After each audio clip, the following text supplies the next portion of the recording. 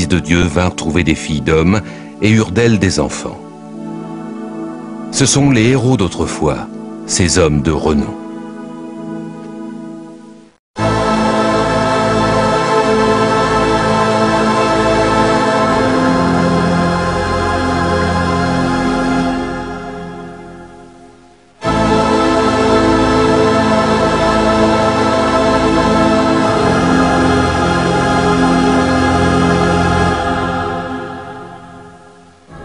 En Amérique latine, à l'instar de beaucoup d'autres civilisations anciennes, les Mayas et les Incas croyaient qu'une race de géants antédiluviennes avait vécu sur Terre. Certains les ont pris pour des dieux. D'autres ont gravé leur image dans la pierre ou les ont mentionnés dans des récits traditionnels. Les Grecs et les Romains ont parlé de pluies de sang tombant du ciel jusque dans le giron de Gaïa, déesse de la Terre, qui allait donner naissance aux Titans, une formidable race de géants.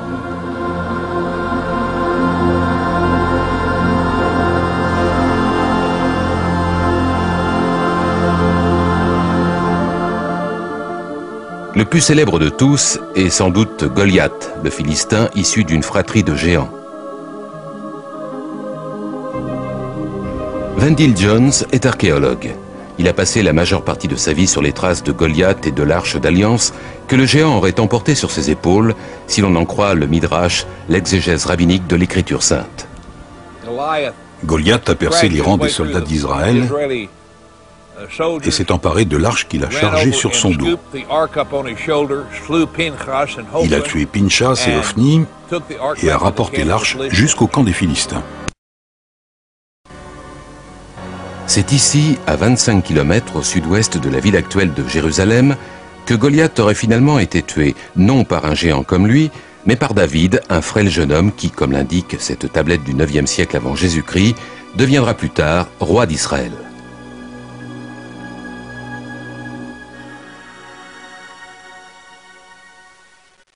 David a sorti une sorte de manchette de protection en cuir, munie de longues lanières. Il l'a enroulée comme ça autour de son bras, en déclarant « Tu t'opposes à moi avec ton armure, ton bouclier et ton épée, mais moi je viens au nom du Dieu d'Israël. » Il a ensuite plongé à nouveau la main dans son sac pour en sortir un autre jeu de lanières avec une pierre dedans.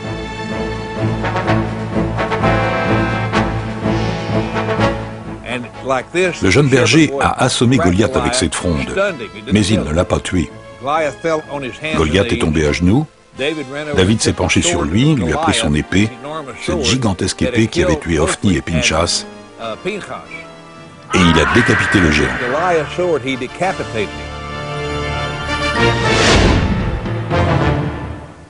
À 3 km seulement de l'endroit où ce combat emblématique se serait déroulé, se dresse un gros tumulus de 25 mètres. On dit que c'est là que reposait Goliath. Mais comme personne n'a jamais creusé, tout cela reste du domaine des hypothèses. En Amérique, dans les régions du Middle West, on trouve également de nombreux monticules imposants, supposés être des tombes.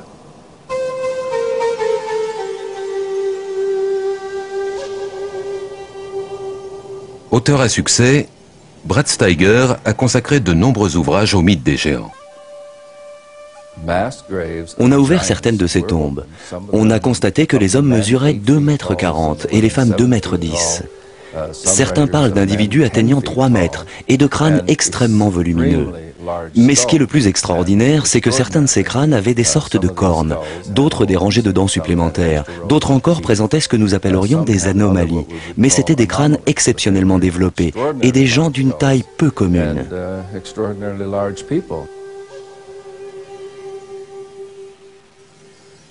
David Childress, archéologue et écrivain, est depuis longtemps fasciné par la légende des géants américains. Un certain nombre de tumulus dans le Middle West ont fait l'objet de fouilles à partir de 1850.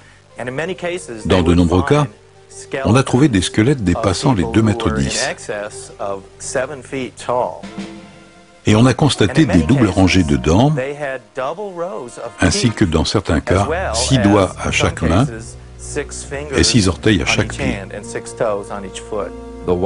L'un des squelettes a été trouvé par un groupe de mineurs à Bridal Veil Falls, en Californie. Ils ont d'abord découvert ce mur avec des sortes d'inscriptions hiéroglyphiques. Ils pensaient trouver de l'or derrière, et ils l'ont donc abattu. Ils ont en fait découvert un trésor beaucoup plus précieux.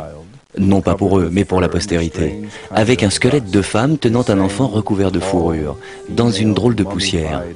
Des restes momifiés de grande taille, similaires à ceux qu'on avait trouvés au Texas dans la vallée de la mort, et que l'on a trouvés aussi dans d'autres régions de Californie. De vieilles photographies et des coupures de journaux, voilà tout ce qui reste de ces mystérieux géants. Le journaliste Jim Marrs, récompensé par un grand prix du journalisme d'investigation, s'intéresse tout particulièrement aux sciences spéculatives. C'était un véritable âge d'or pour l'archéologie à cette époque.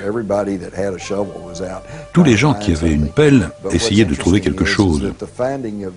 Mais ce qui est intéressant, c'est que ces squelettes géants et les ossements que l'on a retrouvés ne peuvent être circonscrits à une région bien précise. On en a trouvé en Grèce, mais aussi en Italie, au Moyen-Orient, en Amérique.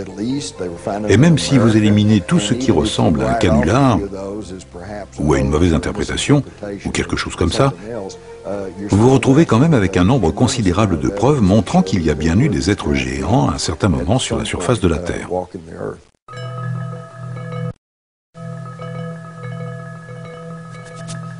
En 1912, des fermiers commencent à investir cette grotte isolée près de Lovelock, dans le Nevada, pour récupérer les déjections de chauves-souris et les utiliser comme engrais. À l'intérieur, une surprise les attend.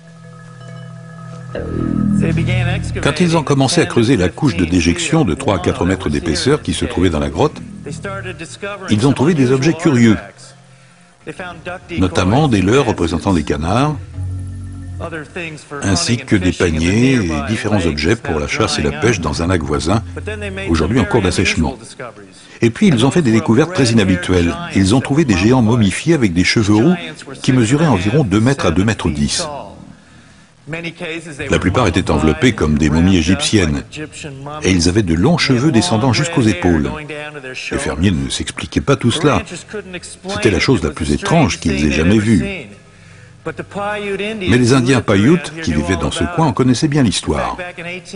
En 1883, Sarah Winnemucca, une princesse indienne de cette tribu, avait écrit un livre intitulé « Vivre parmi les Paiutes ».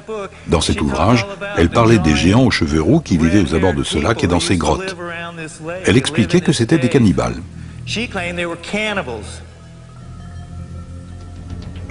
Cette tribu mangeait les morts, et ils faisaient la guerre à mon peuple. Alors mon peuple a amassé du bois pour boucher l'entrée de leur grotte et y a mis le feu. Les miens leur ont demandé de se rendre, sinon ils mourraient. Mais aucune réponse n'est parvenue.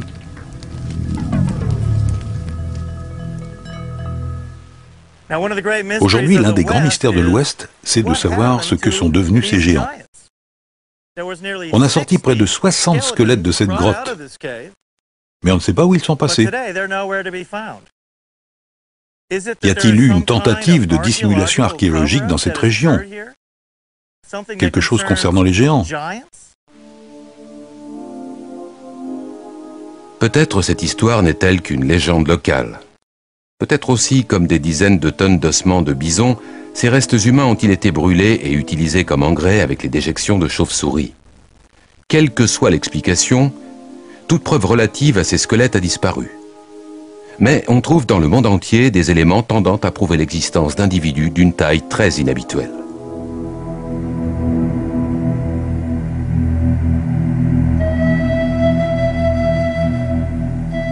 En Amérique latine, des personnages démesurés ont été sculptés dans la roche. Si grands qu'au niveau du sol, il est très difficile de dire ce qu'ils représentent. Mais vu du ciel, tout s'explique.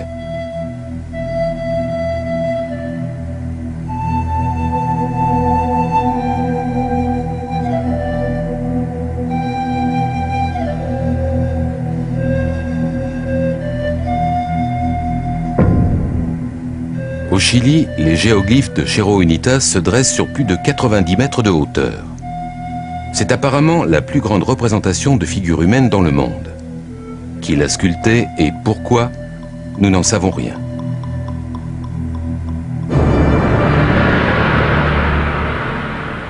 À l'autre bout du monde, en Angleterre, d'autres figures géantes contemplent elles aussi le ciel. Celle-ci a été dessinée sur le sol de Cernabas, un village du Dorset. Elle fut gravée dans une colline calcaire, personne ne sait quand. Peut-être représente-t-elle Hercule, le héros mythique. À 250 km de là, l'homme de Wilmington, 85 mètres de la tête aux pieds, émerge d'une colline anglaise comme un témoin géant d'une époque révolue. La Grande-Bretagne est riche de nombreux sites associés à des géants. Jennifer Westwood est une spécialiste reconnue du folklore anglais. Au début, on dit que la Grande-Bretagne était habitée uniquement par des géants. À cette époque, le pays s'appelait Albion. Après la chute de Troie, un héros nommé Brutus est arrivé ici avec ses soldats et a décidé de conquérir le pays. Ils se sont battus quelque temps avec ces géants. Et ils ont fini par tuer la plupart, sauf un, qu'ils ont gardé en vie et qu'ils ont surnommé Gog-Magog. Il mesurait 3,50 m. Un combat à main nue l'a opposé à Cornéus, le duc de Cornouailles. Chacun d'entre eux a pris alternativement le dessus, et Gog-Magog a réussi à lui casser quelques côtes. Ivre de rage, Cornéus a empoigné ce géant de 3,50 m et a couru le précipiter du haut de la falaise. Le géant s'est écrasé sur les rochers en contrebas.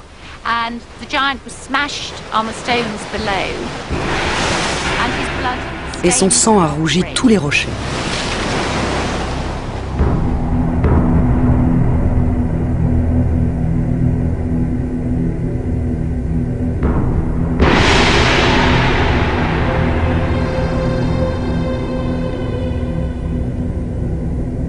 Les géants sont également présents dans la mythologie de Stonehenge, probablement le plus célèbre agencement mégalithique dans le monde.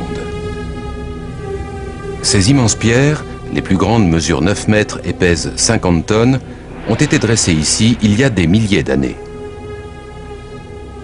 Les anciens Britanniques appelaient ce cercle de pierre la danse des géants et croyaient qu'il avait été érigé par des êtres exceptionnels. Mais l'origine de Stonehenge et la méthode utilisée pour dresser ces pierres demeurent mystérieuses. Peut-être devons-nous nous tourner vers la légende pour tenter d'y percevoir une réponse. Il y avait peut-être dans le passé des gens dotés d'une technologie que nous n'avons pas, ou de connaissances surnaturelles que nous ne possédons pas, et qui ont pu créer toutes ces choses.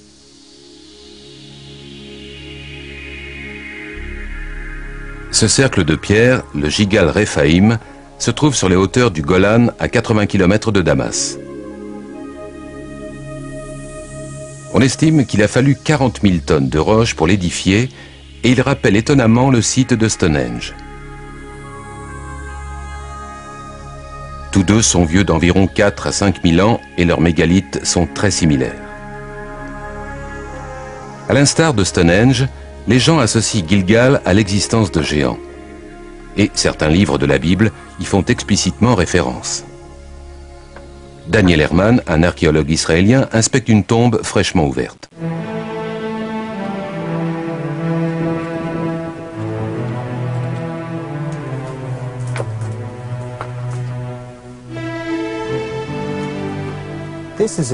C'est de toute évidence la tombe de quelqu'un de très grand.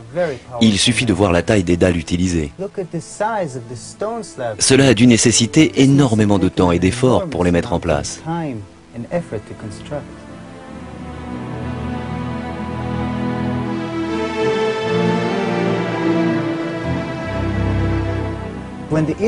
Lorsque les Israélites sont venus ici, apportant avec eux la Bible, ces constructions existaient déjà, et ils les ont vues. Ils ont donc essayé d'identifier ce site, en disant que cette région se trouvait sous la coupe de Og, souverain du Bashan.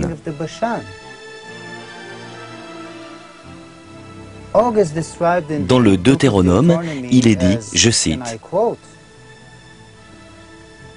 Og, roi du Bashan, était le dernier survivant des Rephaim. Rephaim est le mot hébreu pour géant.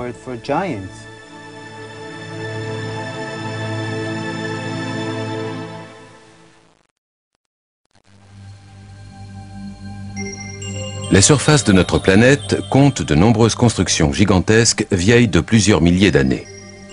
On les trouve aussi bien dans les déserts que dans les plaines, sous la surface des océans ou au sommet des montagnes, comme en Amérique latine. Je pense que le monde ressemblait aux cités que nous voyons à Machu Picchu, Tiahuanaco, Sacsayhuaman. Je pense que c'était un monde peuplé de géants qui ont édifié toutes ces constructions à l'aide de blocs massifs de 250 ou 500 tonnes. On trouve des ruines impressionnantes dont l'échelle défie l'imagination en de nombreux endroits d'Amérique centrale et d'Amérique latine. Même les sceptiques sont tentés de se demander qui a bien pu construire de telles merveilles architecturales.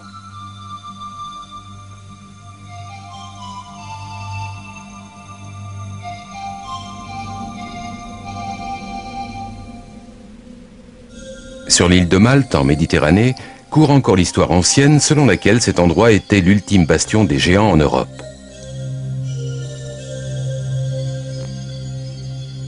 Eric von Daniken, explorateur et auteur à succès, a passé la majeure partie de sa vie à étudier les structures mégalithiques dans le monde. Malte compte quelques temples gigantesques qui appartiennent à un lointain passé. Personne ne sait quand exactement, mais au moins 5000 ans avant Jésus-Christ. Et un des temples, à Gozo, porte encore un nom explicite, le temple des géants, comme les gens l'appellent ici. Une légende locale dit que ce temple a été construit par la géante Sun Tsuna. Ces blocs sont si énormes, si lourds, qu'aucun être humain n'aurait pu les déplacer.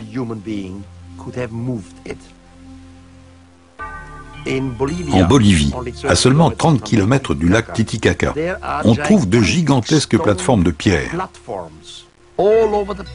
La plus grande devait faire 29 mètres de long et son poids a été évalué à 900 tonnes.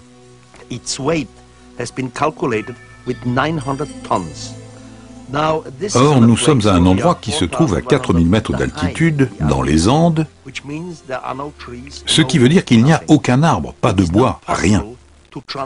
Il n'est pas possible de transporter une plateforme de 900 tonnes sans rouleau de bois. Et même avec des rouleaux, ce serait extrêmement compliqué. Ce sont des faits et des choses que l'on peut observer, toucher, photographier, mais nous n'avons aucune explication. Il est certain que les Aymara, les Indiens pré-Incas, n'étaient pas capables de les déplacer. Alors qui? Que pouvons-nous en conclure? On n'en sait rien.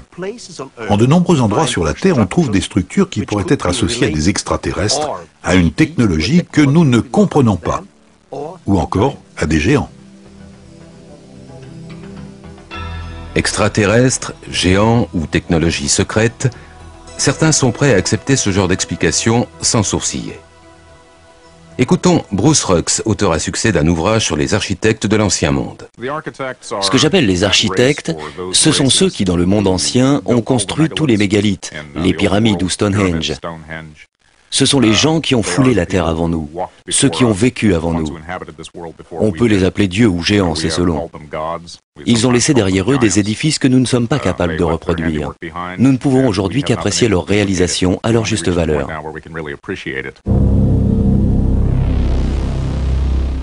Au Liban, à 70 km de Beyrouth, se dressent les ruines imposantes de Baalbek, un lieu que mentionnent les livres des rois dans l'Ancien Testament. Baalbek offre un très bon exemple de trilithe, les plus grands assemblages de pierres jamais utilisés dans le monde pour une construction. Des pierres si imposantes qu'on ne sait même pas leur poids réel. Elles ont été extraites d'une carrière, transportées sur 8 km, hissées à 8 ou 9 mètres de hauteur et ajustées ensemble si précisément qu'on n'arrive pas à y glisser une feuille de papier. On ne sait pas comment ils ont fait. Nous n'avons aucune grue dans le monde capable de soulever des poids de cet ordre. Aucune certitude donc. Mais selon des récits arabes, les premiers temples auraient été construits ici après le déluge par une race de géants pour le compte du roi Nemrod.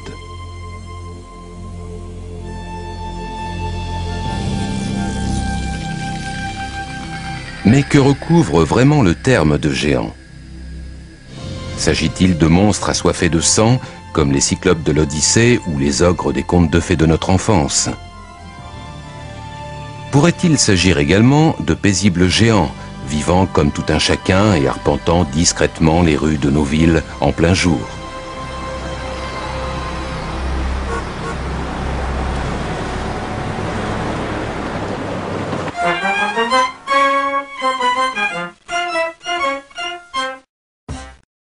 Il y a deux sortes de gens dont on pourrait dire que ce sont des géants. Il y a des gens qui sont génétiquement programmés pour être de grande taille, des gens normaux mais porteurs de gènes qui les amènent à être très grands. Et puis il y a ceux qui souffrent de certains troubles, dont le plus commun, ou tout au moins le mieux connu, est l'acromégalie, une maladie qui se traduit par la production d'une trop grande quantité d'hormones de croissance. L'acromégalie a beaucoup d'effets sur le corps. Elle conduit non seulement au gigantisme, mais se traduit également par des problèmes affectant le squelette et potentiellement certains organes internes.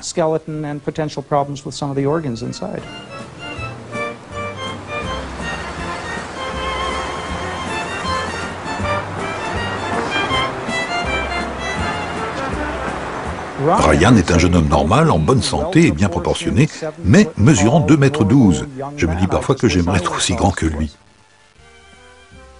Mais pourquoi un individu atteint-il une taille aussi peu courante? S'agit-il d'une caractéristique familiale ou d'un élément nutritionnel? Les personnes de grande taille sont-elles des gens ordinaires? Certains de ces individus possèdent également de grands talents, et quand il s'agit de basket-ball par exemple, ils peuvent même en tirer de grands profits. Mais les véritables géants n'ont pas toujours eu la vie facile. Nous avons ici Jack, le tueur de géants, présentant sa dernière capture au souverain. En Russie, à la fin du 19e siècle, cet individu de 2,70 m a été donné au tsar. Certains de ces géants ont réussi à vivre de leur particularité en s'exhibant en public. On n'était plus très loin de ces démonstrations de foire comportant immanquablement un ou plusieurs géants.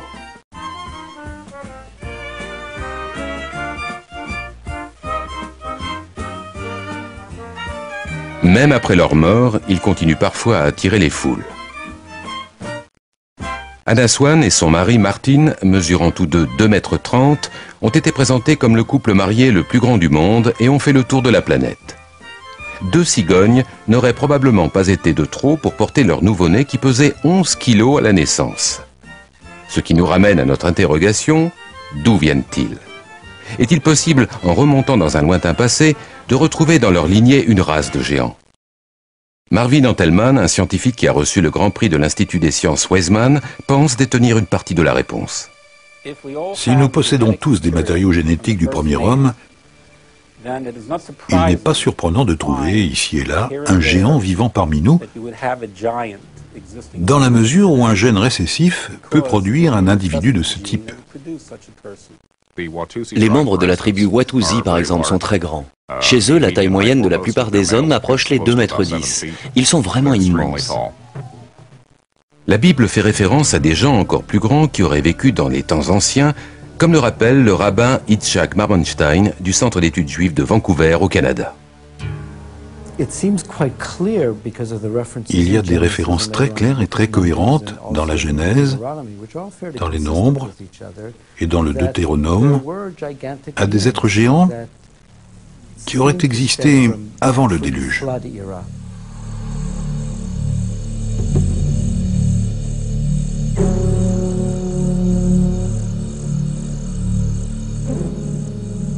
Est-il possible que les conditions environnementales du passé aient pu favoriser le développement de géants? Nous savons bien sûr, d'après des éléments fossiles, que certaines espèces, comme les dinosaures, pouvaient se développer jusqu'à atteindre une taille considérable. Carl Baugh, archéologue, est partisan de cette théorie, séduisante mais très controversée. L'optimisation génétique est la manifestation de ce que l'organisme possède de mieux au niveau de l'ADN et qu'il peut exprimer pleinement en raison de conditions atmosphériques favorables. Sur la base des éléments fossiles dont nous disposons, on sait aujourd'hui que des arbres tels que les séquoias géants de Californie avaient une croissance très supérieure à celle qu'ils connaissent actuellement. Une théorie explique ce phénomène en suggérant que les conditions environnementales d'un lointain passé étaient propices à une croissance exceptionnelle.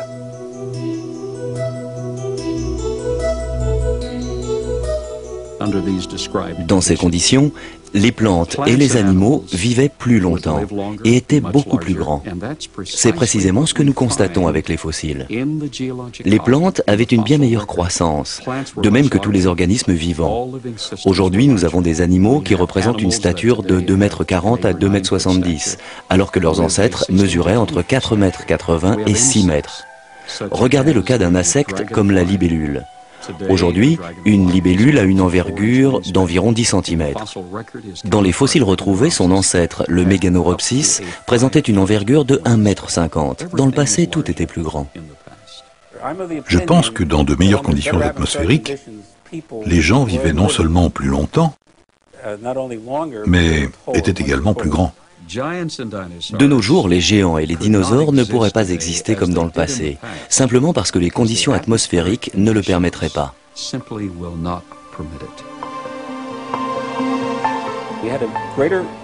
À l'époque qui a précédé le déluge, la couche d'ozone était plus importante. Au moment du déluge, elle a diminué d'environ 1/7 de ce qu'elle était. Et par conséquent, la vie sur Terre, telle que nous la connaissons aujourd'hui, ne peut offrir la même espérance de vie. La diminution de la couche d'ozone se traduit par une protection moins efficace contre les rayonnements ionisants venant de l'espace.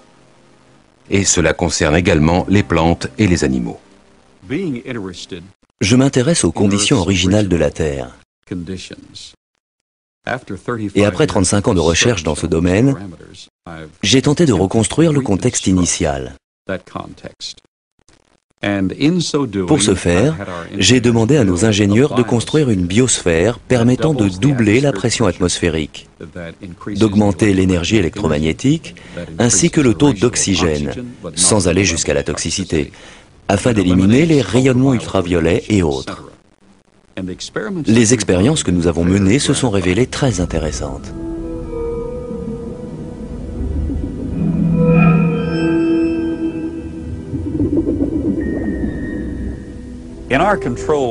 Dans cet environnement scientifique contrôlé, nous avons mesuré les effets d'un champ électromagnétique pulsé sur les systèmes biologiques.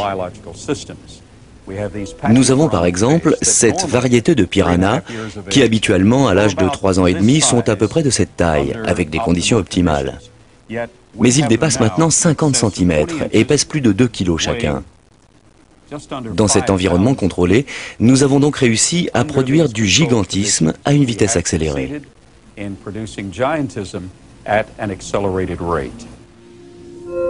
À première vue, ces recherches paraissent assez convaincantes. Le problème, c'est qu'aucun scientifique n'a été en mesure de les reproduire. Les conclusions qu'on peut en tirer semblent indiquer clairement que des êtres gigantesques ont existé à un moment donné et qu'au fil de l'histoire humaine, avec les modifications physiologiques, émotionnelles et spirituelles qui sont intervenues, ceux de ces êtres qui ont survécu semblent avoir hérité d'un patrimoine génétique de plus en plus restreint. Mais la possibilité que l'humanité ait emprunté d'autres voies semble explicitement indiquée dans la Bible.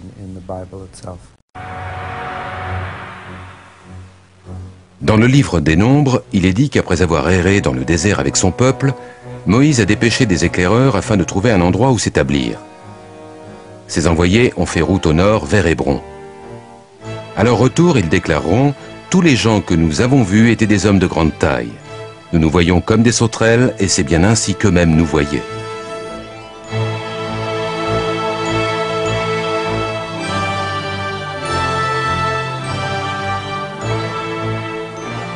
Les tribus ont poursuivi au nord-est jusqu'au mont Séhir que l'on appelle aujourd'hui Pétra en Jordanie.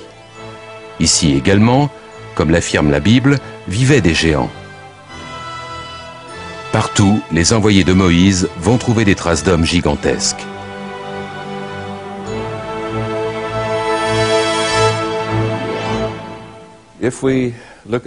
Si nous regardons ce que disent les Écritures, en ces jours, les géants étaient sur la terre, et que nous prenons cela dans un sens littéral et non pas dans l'acceptation symbolique d'hommes puissants et dotés d'aptitudes exceptionnelles, nous pouvons en déduire que les premiers hommes étaient des géants. On peut également avancer la théorie selon laquelle ces géants sont venus d'ailleurs et ont utilisé la terre comme colonie. Une idée plutôt surprenante en soi. Un autre peuple, plus ancien que les Israélites, croyait toutefois la même chose et a écrit que ces géants étaient des êtres célestes venus non pas de la Terre, mais d'une autre planète.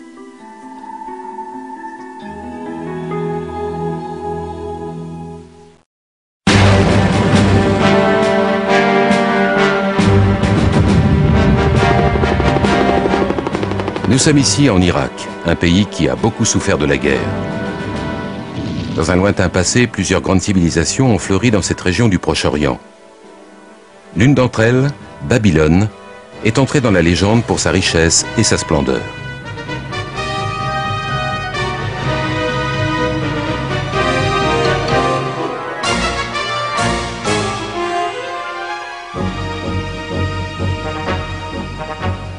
Mais longtemps avant Babylone, il y a 5 ou 6 000 ans, une autre civilisation remarquable a vu le jour dans ce qui est aujourd'hui l'Irak.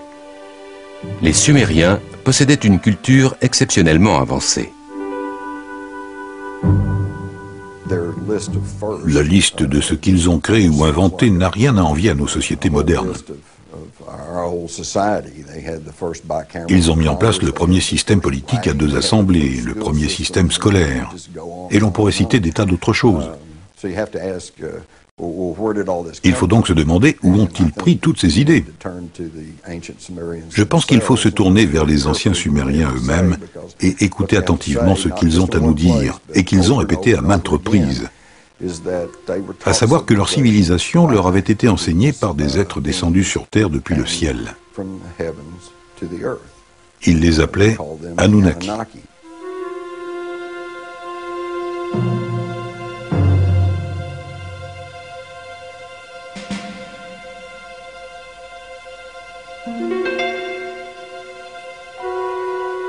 Les Sumériens ont écrit leur histoire sur des tablettes d'argile, comme celle-ci, oubliée pendant un demi-siècle dans un recoin d'un musée de Berlin. Peu de personnes ont réussi à déchiffrer cette langue ancienne. Zecharia Sitchin est l'une d'entre elles. Les écrits et les éléments picturaux qu'ont laissés les Sumériens derrière eux, et qui datent de 6000 ans, parlent de gens venus d'une autre planète, appelée Nibiru, et de nombreuses descriptions montrent des personnages beaucoup plus grands, au moins du tiers, peut-être plus, que la moyenne des êtres humains, autrement dit des géants. Ce cylindre sceau sumérien, provenant d'un musée de Berlin, est étonnant à plus d'un titre. Il décrit notre système solaire avec le Soleil au centre et les planètes disposées autour. Une réalité que la science européenne ne découvrira qu'il y a environ 300 ans. Il montre également Pluton que nous n'avons découvert qu'en 1930. Mais il indique aussi une autre planète que les Sumériens nommaient Nibiru et de laquelle étaient venus, d'après eux, ces géants célestes qu'ils appelaient Anunnaki.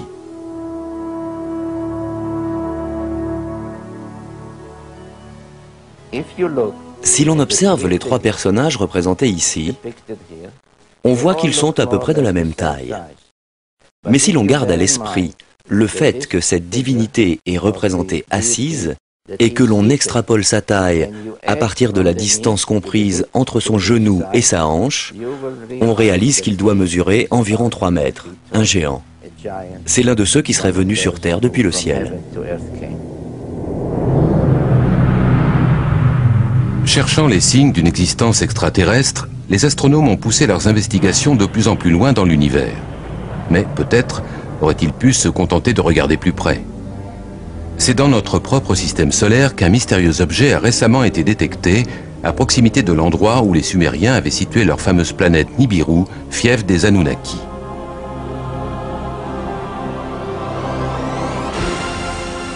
Les partisans de cette théorie y verront sans nul doute la confirmation de l'existence de ces géants venus d'un autre monde.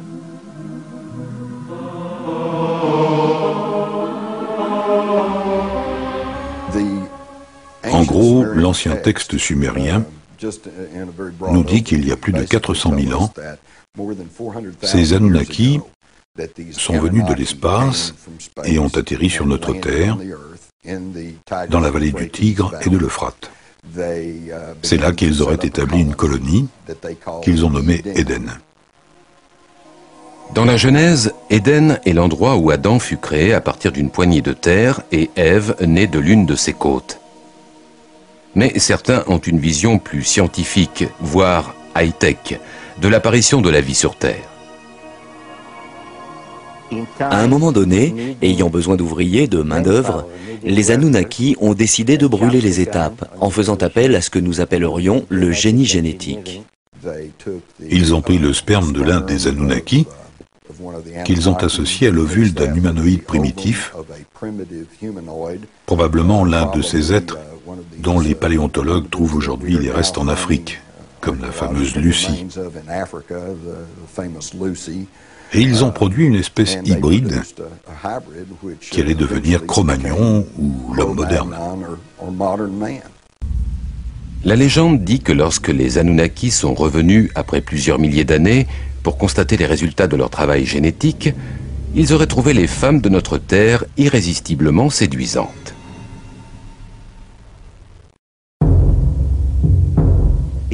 Tout cela est dans la Bible.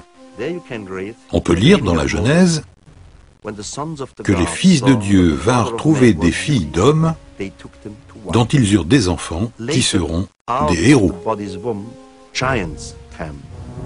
Ces titans se révéleront si destructeurs que les Anunnaki qui les avaient engendrés décideront de les tuer.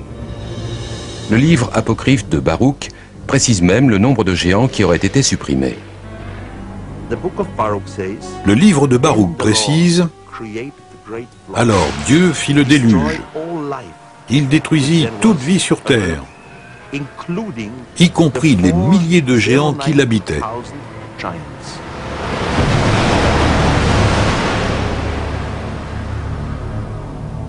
D'après ce récit, quelques titans réussiront à survivre, mais leur règne sur Terre s'achève et les humains vont devenir l'espèce dominante.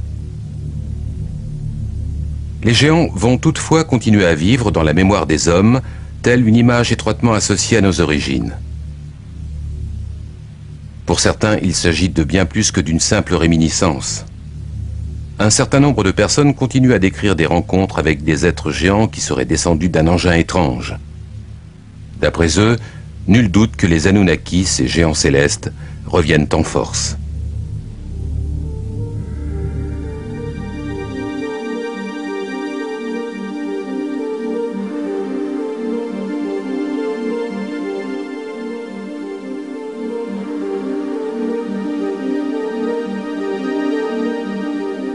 Nous sommes à Yazitz, à 40 km à l'ouest de Jérusalem. Le 3 janvier 1996, Hertz Constantini, chef de la sécurité locale, se trouve à son domicile lorsqu'il entend un bruit étrange à l'extérieur.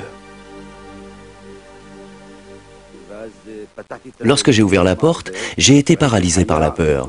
J'ai vu un être gigantesque d'environ 3,30 m de hauteur et de 1,50 m de largeur. J'estime qu'il devait peser environ 2 tonnes.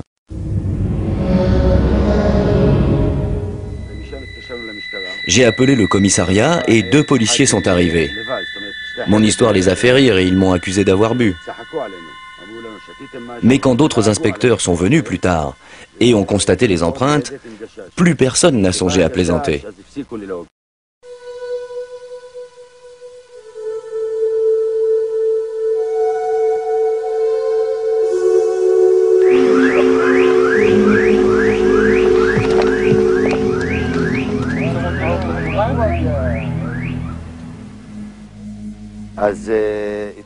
Les traces traversaient mon terrain. Plusieurs d'entre elles avaient une profondeur de 35 cm.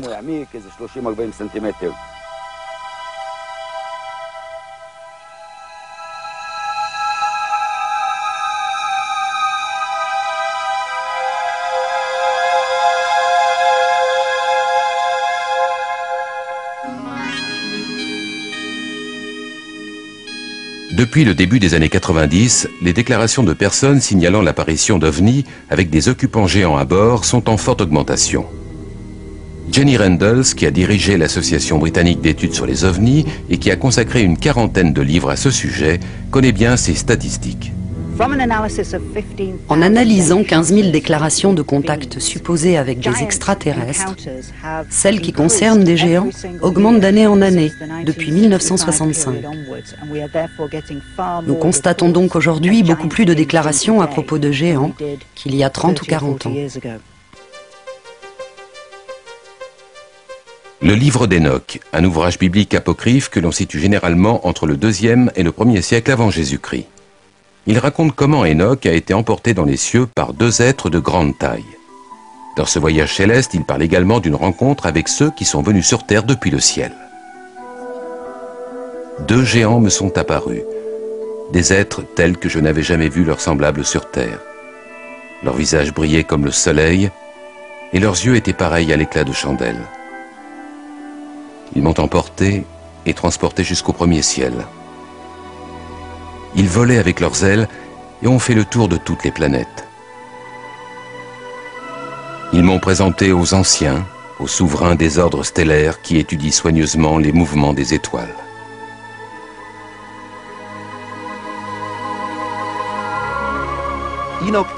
Enoch est emporté dans les cieux à 3 reprises au moins.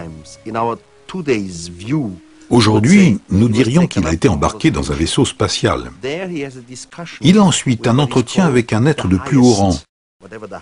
On pourrait dire le commandant du vaisseau. Enoch aurait donc en quelque sorte été enlevé par des extraterrestres. C'est là une interprétation un peu osée d'un texte allégorique écrit il y a bien longtemps.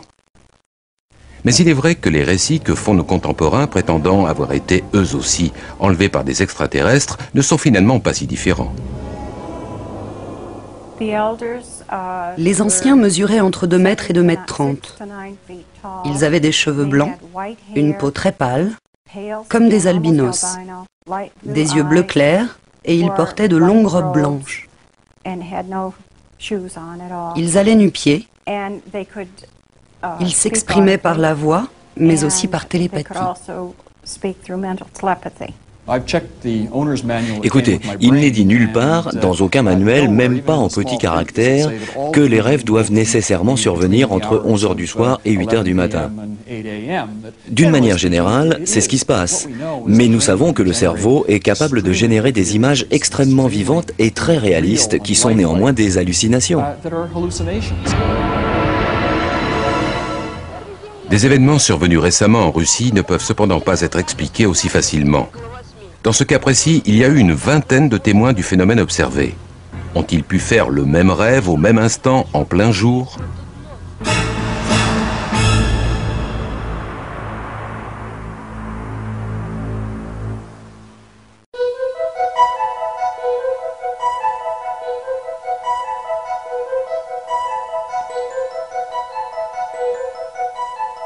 En septembre 1989, la ville de Voronezh, à 320 km au sud de Moscou, attire l'attention des médias internationaux. Pendant plusieurs semaines, d'étranges lumières sont aperçues au-dessus de la cité. Le 27 septembre, des habitants signalent l'atterrissage d'un engin spatial dans l'un des parcs publics, duquel seraient descendus 3 individus géants. Rien de semblable ne s'était jamais produit à Voronezh. Avant de s'installer aux États-Unis en 1990, le journaliste ukrainien Paul Stonehill a couvert l'événement pour la presse internationale. À Voronezh, des chercheurs de premier plan spécialisés dans les phénomènes anormaux, comprenant des scientifiques, des géologues et quelques militaires, sont venus sur le site immédiatement après. Ils étaient là le 3 octobre pour recueillir et étudier des échantillons de sol.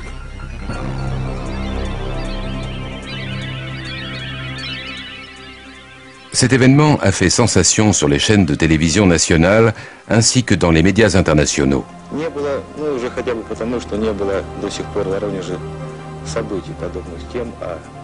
Des dessins faits par des enfants qui étaient présents donnent également une idée de l'importance de ce phénomène. Cela a attiré l'attention des médias dans le monde entier, parce que l'affaire a été confirmée par l'agence de presse soviétique TASS, qui jusque-là n'avait jamais accordé aucun crédit à ce genre d'histoire.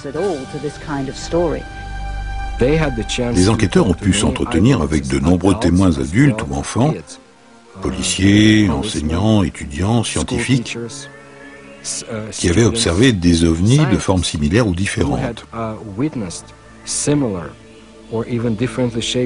Le thème commun à tous ces témoignages, c'est que des êtres géants sont sortis d'étranges engins, ont inspecté la ville de Voronezh, sont remontés dans leur vaisseau et ont disparu.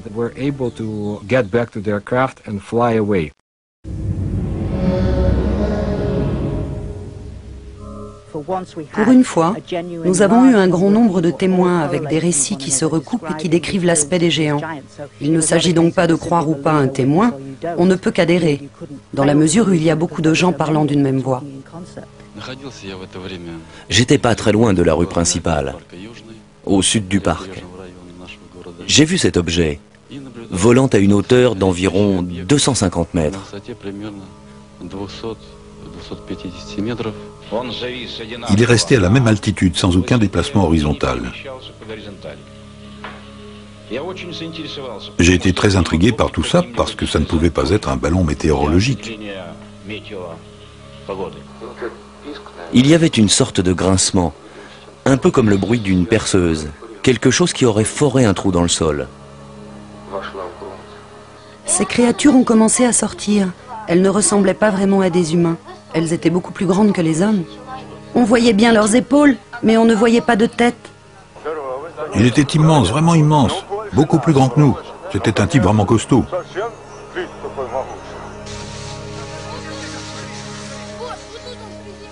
En 1989, Sergueï Makarov était l'un des écoliers qui se trouvait dans le parc de Voronezh. Je me souviens de la foule qui s'est regroupée autour de la place. Les gens étaient effrayés, très pâles. J'étais complètement sidéré. Denis Murzenko était lui aussi l'un des écoliers présents ce jour de septembre 1989. J'ai vu des traces et aussi un homme étrange. Extérieurement, il ressemblait à n'importe quel être humain, mais il était énorme. Un moment après, il a disparu d'un seul coup. Je suis certain que les ovnis et les géants existent, parce que j'en ai vu. Mais parfois, quand j'y repense, tout cela ressemble à un conte de fées.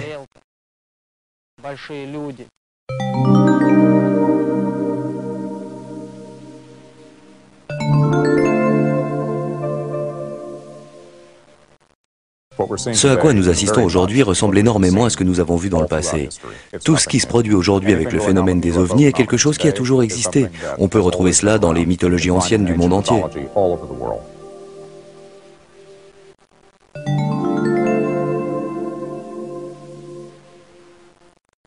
Il y a les légendes, bien sûr.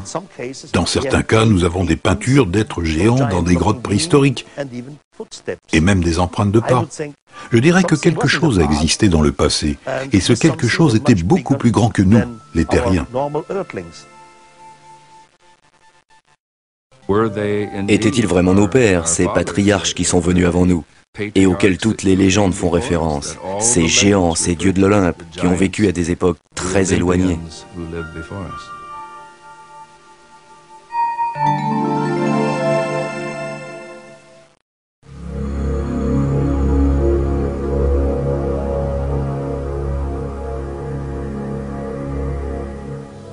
Rêve ou réalité, les géants occupent notre inconscient collectif depuis la nuit des temps.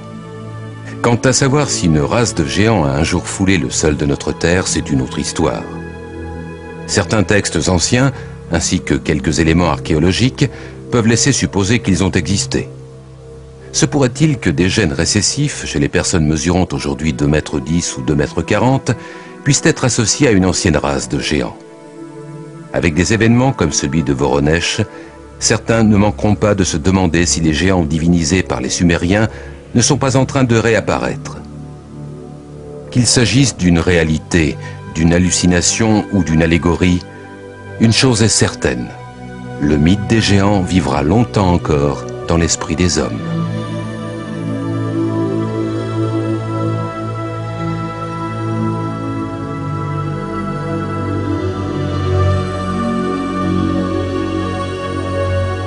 Tout à fait.